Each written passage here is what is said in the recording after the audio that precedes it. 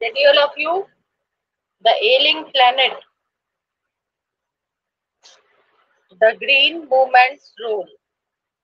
It's written by Nani Palkhiwala. This is an article, and this article was written by Nani Palkhiwala and published in the Indian Express on 24 November 1994. The issues that he raised regarding the declining health of the earth continue to have relevance. और 24 नवंबर 1994 में यह article Indian express में publish हुआ था और इसमें उन्होंने जो मुद्दा उठाया था वो था about the declining health of the earth. That means the deterioration which is coming in the environment of the earth, environmental degradation, और उसके अलावा जितना भी नुकसान हम इस प्लेनेट को पहुंचा रहे हैं और इसकी रिलेवेंस आज भी है. So this is about the ailing planet. Ailing planet means जो दुखी है, बीमार है, यानी इस अर्थ को हमने बीमार बना दिया है due to the excess use of the resources, due to the growing population. So we'll read about it.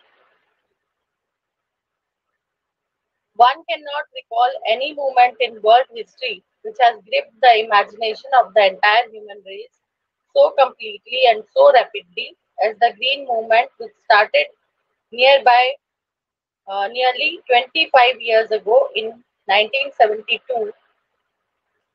The world's first nationwide Green Party was founded in New Zealand. Since then, the movement has not looked back. और ऐसा कोई movement आज तक world history में नहीं हुआ जिसने कि पूरी ह्यूमन रेस का, यानी कि पूरे एंटायर वर्ल्ड का अटेंशन अपनी तरफ खींच लिया जितना कि इस ग्रीन मूवमेंट ने की वजह से हुआ था. और ये 1972 में एक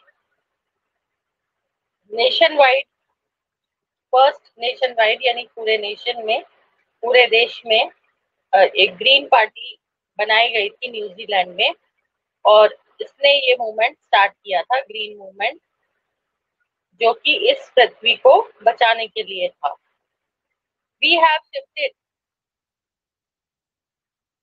one hopes, irrevocably from the mechanistic view to a holistic and ecological view of the world.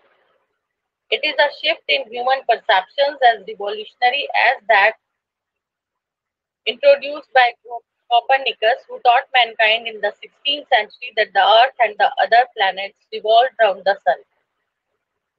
और मैकेनिस्टिक व्यू, यानी कि जो मैकेनाइजेशन हुआ after in the last few decades, तो उसको चेंज करने की जरूरत है एक होलिस्टिक व्यू में. Holistic means which includes the whole concept of the earth. Ecological view, यानी कि जो इकोलॉजी को ध्यान में रख करके, ecology is the study of the living and non-living things and their interaction and interconnection with each other. यानी जितनी भी चीजें हैं लिविंग और नॉन लिविंग इस अर्थ पर, उन दोनों का आपस में जो कनेक्शन है, जो इंटरडिपेंडेंस है, इंटरकनेक्शन है. और holistic means everything is connected with each other, interdependent, interconnected. तो सबको एक मान करके, एक कंसेप्ट मान करके हमें सोचना होगा. ह्यूमन परसेप्शंस, यानी कि जो हमारी सोच है उसको हमें बदलना होगा. assumptions है. कॉपरनिकस ने 16th सेंचुरी में सबसे पहले हमें बताया था that the earth and other planets revolve around the sun.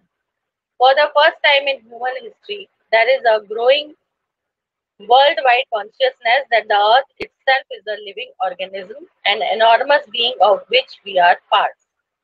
और पहली बार ह्यूमन हिस्ट्री में ऐसा हुआ कि लोगों में ये अवेयरनेस, ये जागरूकता पैदा हुई कि जो अर्थ है वो भी एक लिविंग ऑर्गेनिज्म है, यानी उसकी भी अपनी जरूरतें हैं, उसकी भी अपनी प्रॉब्लम्स हैं। और अगर हम उसको as a living organism treat नहीं करेंगे, उसके बारे में नहीं सोचेंगे, तो it will also become sick. वो भी बीमार हो सकती है, उसका भी डिग्रेडेशन हो सकता है। ये पृथ्वी जो इतनी विशाल है, उसका हम सिर्फ एक छोटा सा हिस्सा है। It has its own metabolic needs and vital processes which need to be respected and preserved. क्योंकि जितना भी प्राकृतिक रूप से जो नेचुरली क्रिएट किया गया है, God has created everything in a very systematic and planned way. सबका एक अपना प्रोसेस चलता रहता है। There are many cycles which are taking place on this earth। तो सबका एक नेचुरल साइकिल है जो नॉन स्टॉप चलता रहता है, ऑटोमेटिकली चलता रहता है। और अगर हम इन साइकिल्स को डिस्टर्ब करते हैं तो उसका असर बहुत गलत होगा। सो दीज प्रोसेसेस, अर्थ की भी अपनी मेटाबॉलिज्म है, अपनी जरूरतें हैं। समय समय पर उसको हर चीज को उसको मैनेज करना होता है। और जो नेचुरल प्रोसेसेस हैं, नेचुरल साइकिल्स हैं, अगर उनको जरा सा भी डिस्टर्ब किया जाए तो उसके गंभीर परिणाम हमें देखने को मिलते हैं। Serious consequences can be witnessed। So we need to respect and preserve these processes। The earth's vital signs reveal a patient in declining health. We have begun to realize our ethical obligations to be good stewards of the planet and responsible trustees of the legacy to the future generations। और अभी जिस तरह का के science, जिस तरह के symptoms इस अर्थ पर नजर आ रहे हैं, तो रिवील यानी कि वो शो करते हैं कि earth has become a patient. एक मरीज बन चुकी है ये पृथ्वी, जिसकी हेल्थ कंटिन्यूअसली डिटीरियोरेट हो रही है, जिसकी सेहत लगातार गिरती जा रही है। सो अभी हमने ये रियलाइज करना स्टार्ट कर दिया है कि ये हमारा एथिकल ऑब्लिगेशन यानी नैतिक जिम्मेदारी बनती है कि हम इस प्लेनेट की देखभाल करें प्रॉपरली, इसकी केयर करें और एक रिस्पॉन्सिबल ट्रस्टीज की तरह बिहेव करें। ट्रस्टीज मीन्स अभी जितनी भी जो रिसोर्सेज हैं, जो कुछ हमें इस अर्थ से अवेलेबल है, सिर्फ वो हमारा ही नहीं है। We don't have right to use that completely, to exhaust them, उनको पूरी तरह से डिप्लीट कर दें या खत्म कर दें, ऐसा नहीं है। बिकॉज हम सिर्फ ट्रस्टीज हैं। ट्रस्टीज मीन्स जो लिगेसी हमको आगे फ्यूचर जनरेशन को देनी है, यानी हमें ये जो धरोहर है हमारी, उसको हमें संभाल करके रखना है ताकि हम उसको पास ऑन कर सकें टू द नेक्स्ट जनरेशन। अगर हम सेल्फिश होकर के अभी अनवाइजली इन रिसोर्सेज को यूज करते रहेंगे तो ये बहुत जल्दी एग्जॉस्ट हो जाएंगे और फ्यूचर जनरेशन के लिए कुछ भी नहीं बचेगा। So we have to be जिम्मेदार। जो ट्रस्टीज होते हैं यानी कि जो केयर टेकर्स होते हैं, उसकी तरह हमें बिहेव करना है ताकि हम ये सब कुछ जो पृथ्वी से हमें मिल रहा है वो हम नेक्स्ट जनरेशन तक पहुंचा सकें। The concept of sustainable development was popularized in 1987 by the World Commission on Environment and Development. In its report, it defined the idea as development that meets the needs of the present without compromising the ability of future generations to meet their needs. That is, without stripping the natural world of resources future generations would need। और sustainable development यानी ऐसा development जहां सब कुछ वैसे का वैसा बना रहे। without destroying anything. तो ये सस्टेनेबल डेवलपमेंट का आइडिया दिया गया था इन 1987 by the World Commission on Environment and Development. और इस रिपोर्ट में ये डिफाइन किया गया था कि डेवलपमेंट ऐसा होना चाहिए जो आज की हमारी जरूरतों को पूरा करे बिना किसी समझौते के, कि हम इस तरह से उसको यूज करें कि वो आने वाली जनरेशन के लिए भी बचा रहे। और जितनी भी नेचुरल रिसोर्सेज हैं उनको हम अभी ही खत्म करने के बारे में नहीं सोचें, बल्कि उनको बचा करके वाइजली उनको यूज करना है, उन्हें बचा करके रखना है फ्यूचर जनरेशन के लिए भी, जिनकी जरूरत हमारी आने वाली जनरेशन को भी होगी। In the zoo at Lusaka, Zambia, there is a cage where the notice reads the world's most dangerous animal. Inside the cage, there is no animal but a mirror where you see yourself. Thanks to the efforts of a number of agencies in different countries, a new awareness has now dawned upon the most dangerous animal in the world. He has realized the wisdom of shifting from a system based on domination to one based on partnership. Lusaka में एक Zambia, Lusaka which is in Zambia, वहां पर एक जू में एक पिंजरा रखा हुआ है जिसके ऊपर एक नोटिस लगा हुआ है the world's most dangerous animal. और उस पिंजरे के अंदर, उस केज के अंदर कोई एनिमल नहीं है बल्कि एक मिरर रखा हुआ है, जहां जो भी जाएगा वो अपनी इमेज उस मिरर में देखेगा। So according to this notice, according to this theory, man is the most dangerous animal. सबसे खतरनाक जानवर अगर कोई है तो वो है मैन इटसेल्फ। और अब जो इंसान है, ह्यूमन बीइंग है, उसको ये बात समझनी होगी बुद्धिमानी से कि जो सिस्टम है, जो डोमिनेशन उसने स्टार्ट किया है, that he want to dominate every other creature on this earth, वो समझता है कि सबसे पावरफुल वही है और अपनी नीड्स को, अपनी ग्रीड को फुलफिल करने के लिए the man is continuously depleting the natural resources.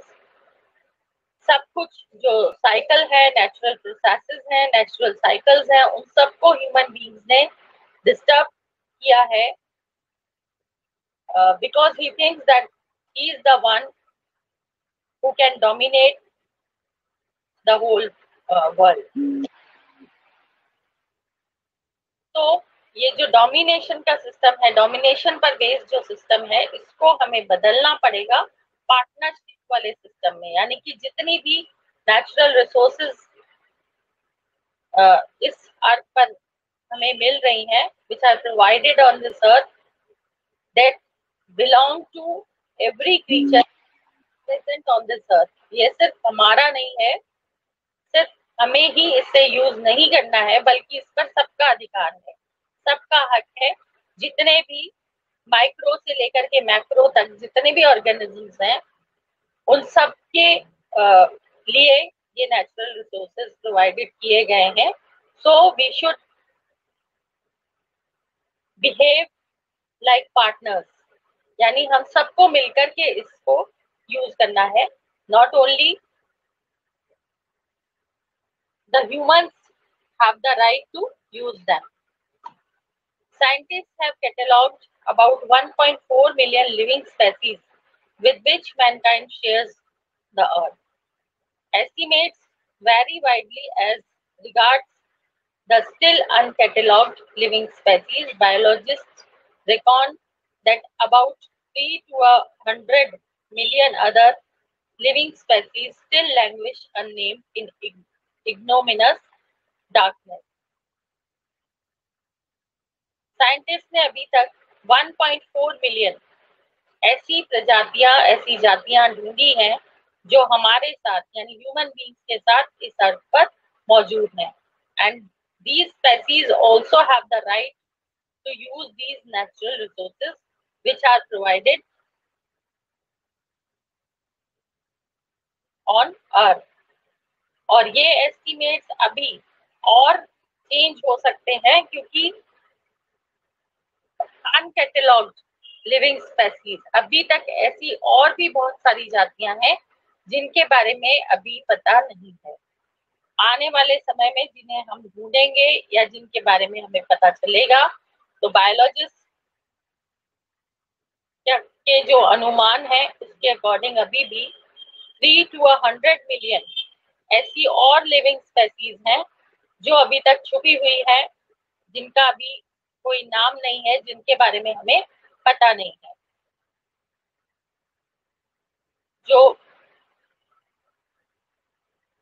जिनके बारे में अभी तक हम अवेयर नहीं है।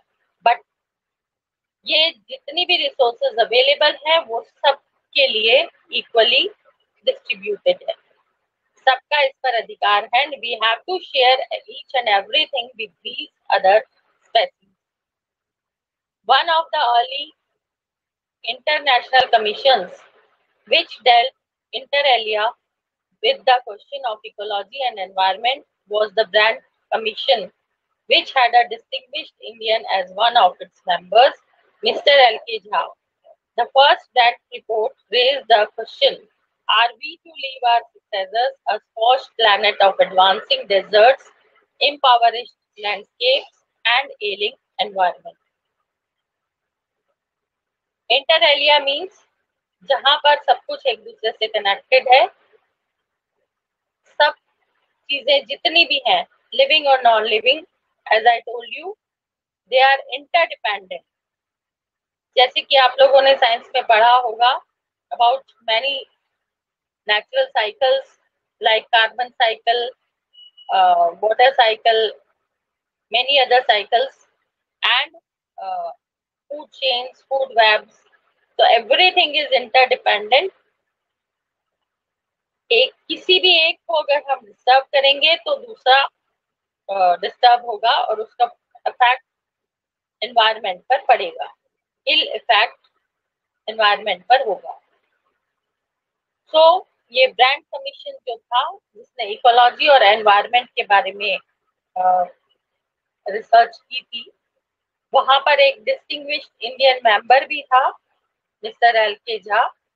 और पहली जो रिपोर्ट इन लोगों ने उठाई थी, लिखी थी, उसमें एक सवाल था, are we to leave our successors a scorched planet, यानी हमारी आने वाली जनरेशन को हम क्या देना चाहते हैं। स्कॉच्ड यानी जला हुआ, बहुत ज्यादा गर्म, जिसमें सब कुछ जल जाता है, झुलसा हुआ, जहां पर डेजर्ट ही डेजर्ट है, क्योंकि एज वी नो डिफॉरेस्टेशन हम लोग करते जा रहे हैं। जितनी पॉपुलेशन बढ़ती जा रही है उसके लिए लिविंग एरिया चाहिए, इंडस्ट्रियलाइजेशन के लिए भी लैंड चाहिए, एग्रीकल्चर के लिए भी लैंड की जरूरत है, और जो लैंड एरिया है वो लिमिटेड है।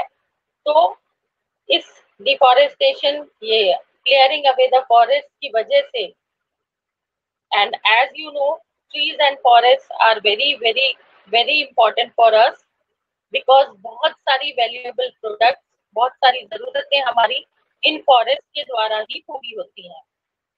And secondly, wild animals need this forest to live, और ये ट्रीज और फॉरेस्ट रेन को अट्रैक्ट करने के लिए भी जरूरी होते हैं, सॉइल इरोजन को रोकने के लिए भी जरूरी होते हैं।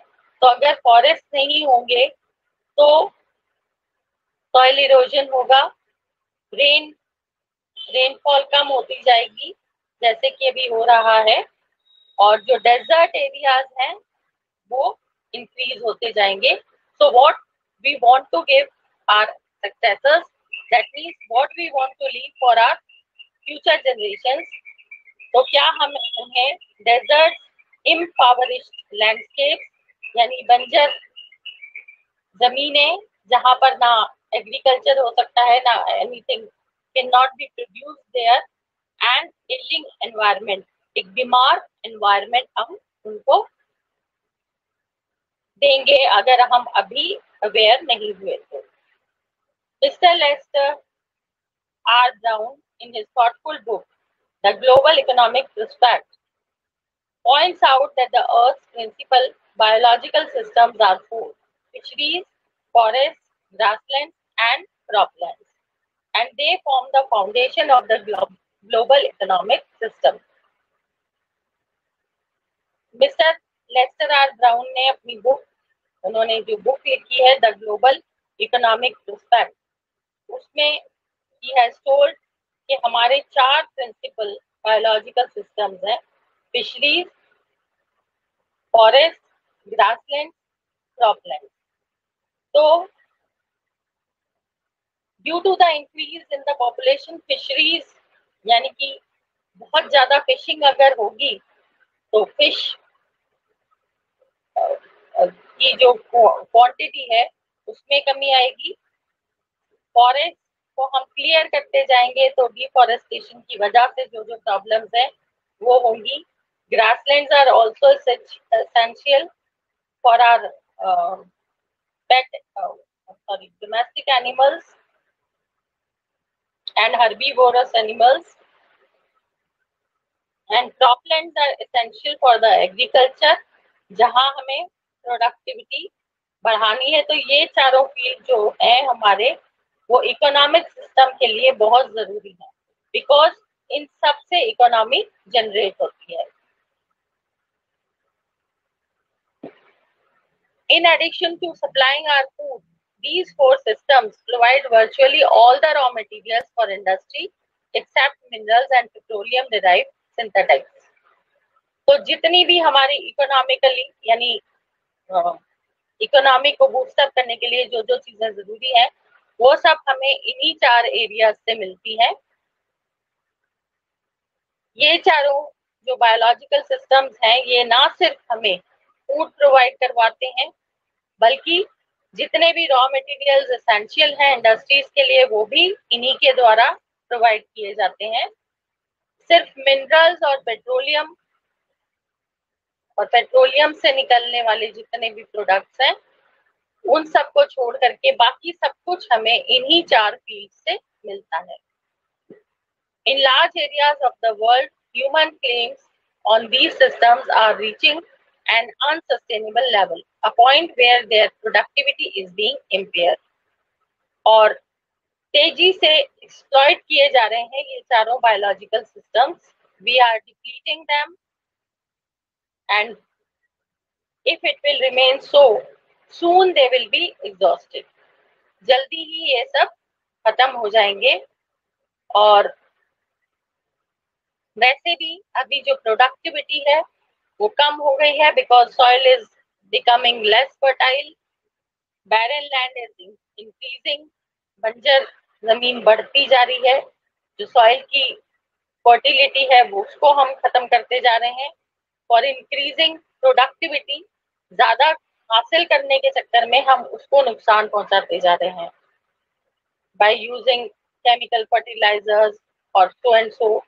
बहुत ज्यादा फिशिंग करने की वजह से, तो एक्सेसिव यूज की वजह से we are just destroying and depleting these four systems. When this happens, fisheries collapse, forests disappear, grasslands are converted into barren wastelands, and croplands deteriorate. और अगर ऐसा ही चलता रहा तो फिशरीज कोलैप्स हो जाएंगी यानी कि बचेंगी ही नहीं, और फॉरेस्ट जो है वो जंगल जो है वो बिल्कुल गायब हो जाएंगे.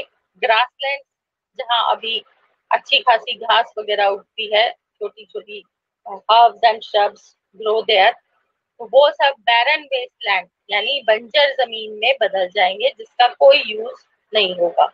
और जो क्रॉपलैंड यानी कि जो एग्रीकल्चरल लैंड है जिसको हम खेती के काम में लेते हैं, तो वहां पर भी उसकी भी कंडीशन डिटीरियोरेट होती जा रही है, यानी कि जो प्रोडक्टिविटी होगी वो आने वाले समय में और ज्यादा कम हो जाएगी. In a protein conscious and protein hungry world, over fishing is common every day. Protein हासिल करने के लिए बढ़ती हुई पॉपुलेशन की जरूरतें पूरी करने के लिए ओवर फिशिंग की जा रही है, और रिजल्ट ये होगा कि एक दिन फिश बचेंगी ही नहीं. In poor countries, local forests are being decimated in order to procure firewood for cooking. और जो गरीब देश हैं वहां पर जहां ईंधन की सुविधा नहीं है, फ्यूल वुड के लिए, खाना बनाने के लिए लकड़ियां काटी जा रही हैं, जंगलों को काटा जा रहा है.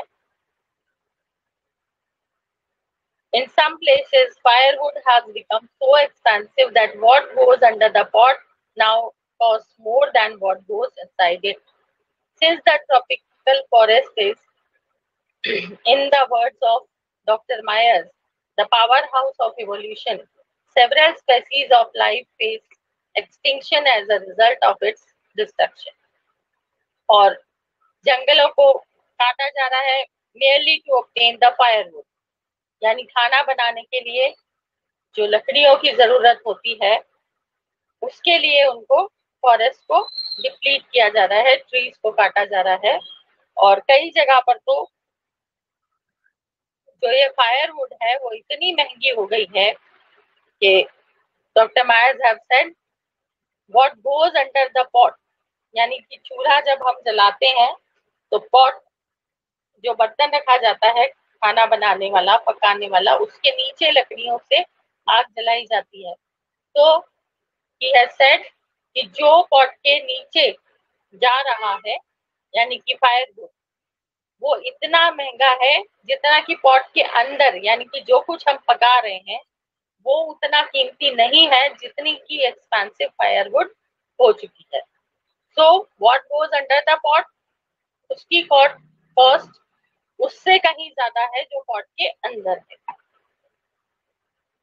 और ट्रॉपिकल फॉरेस्ट जो है वो पावर हाउस है इवोल्यूशन के, because forest are the green gold. जितनी भी बेसिक नीड्स है हमारी वो सारी की सारी उनमें से बहुत हद तक डिपेंड करती है फॉरेस्ट पर. So forest are the power house of evolution. और उसके अलावा तो several species which need the forest to live, जो जंगल में रहते हैं, जंगल में ही उनका इवोल्यूशन होता है, उनकी स्पेसीज और ज्यादा नई जातियां जन्म लेती हैं, तो वो सब खत्म हो जाएगा. बहुत सारी स्पेसीज एक्सटिंक्ट हो चुकी हैं यानी विलुप्त होने वाली हैं या हो चुकी हैं as a result of this destruction. It has been well said that forests precede mankind, deserts follow. The world's ancient patrimony of tropical forests is now eroding at the rate of 40 to 50 million acres a year, and the growing use of dung for burning deprives the soil of an important natural fertilizer. The World Bank estimates that a five-fold increase in the rate of forest planting is needed to cope with the expected fuel wood demand in the year 2000. So, forests precede mankind, deserts follow.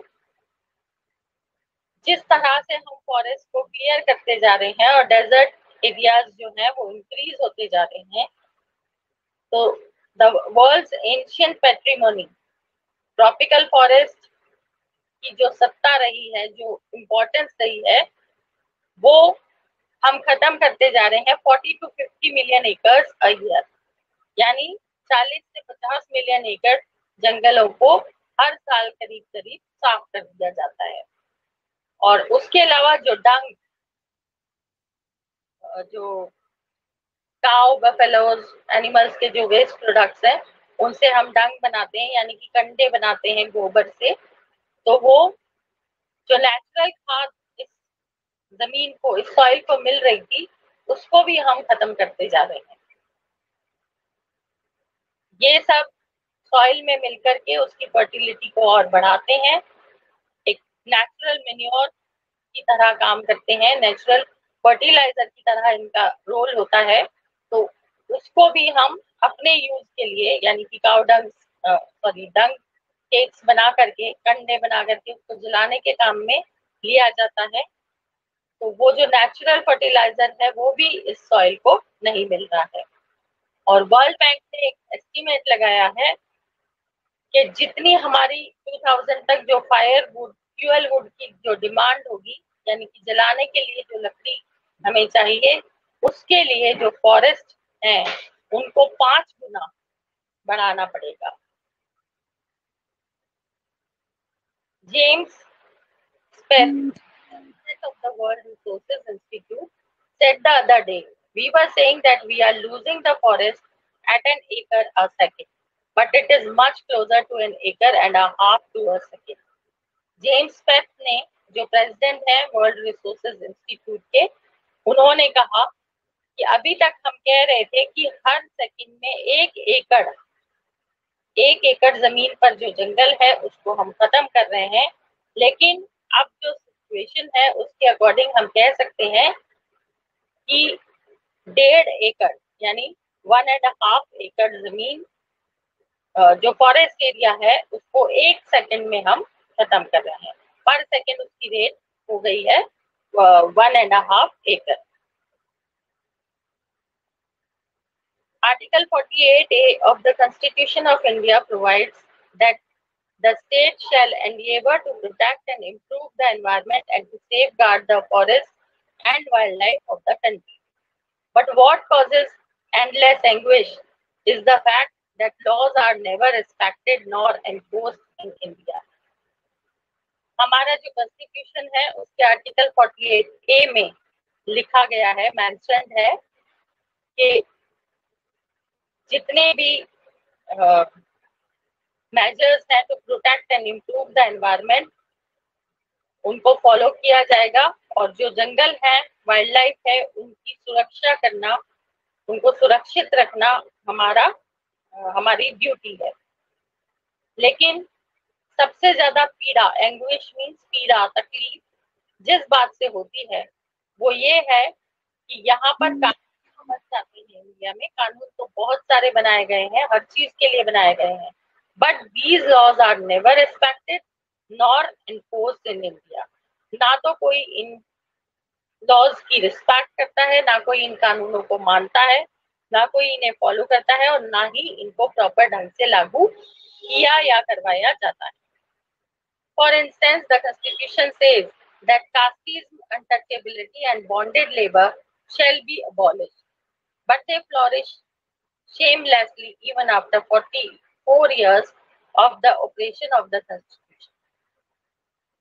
जैसे कि example के तौर पर हमारे constitution में है कि casteism, जातिवाद, अनटचेबिलिटी यानी छुआछूत, और बॉन्डेड लेबर यानी बंधुआ मजदूरी, इन सबको एबॉलिश कर दिया गया है अकॉर्डिंग टू द कॉन्स्टिट्यूशन।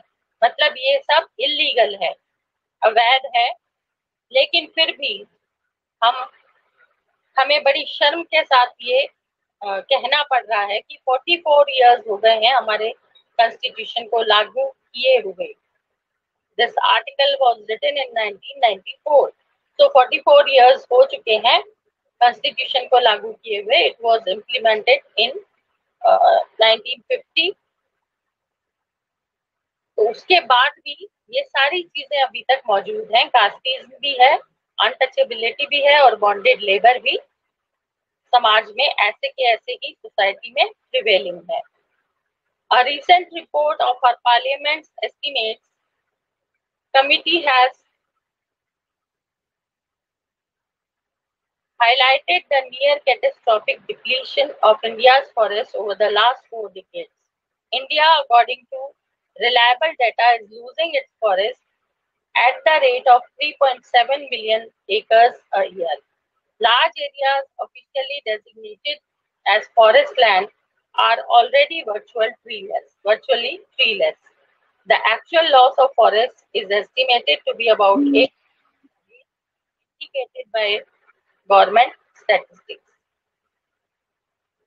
और एक रीसेंट रिपोर्ट जो दी गई है पार्लियामेंट एस्टीमेट कमेटी के द्वारा, उससे पता चलता है कि हम कैटेस्ट्रॉफिक यानी कि बहुत ही खतरनाक ढंग से जिसका काफी नुकसान हो सकता है, उस ढंग से हम इसका डिप्लीशन फॉरेस्ट एरिया का करते जा रहे हैं। और पिछले 4 दशकों में ये डिप्लीशन बहुत ज्यादा हुआ है, यानी कि जो फॉरेस्ट एरिया है उसको हमने साफ कर दिया है। It has been cleared away. और एक रिलायबल डाटा के अकॉर्डिंग इंडिया में हर साल 3.7 million acres forest area finish हो रहे हैं, खत्म हो रहे हैं। Forest areas are being depleted at the rate of 3.7 million acres per year.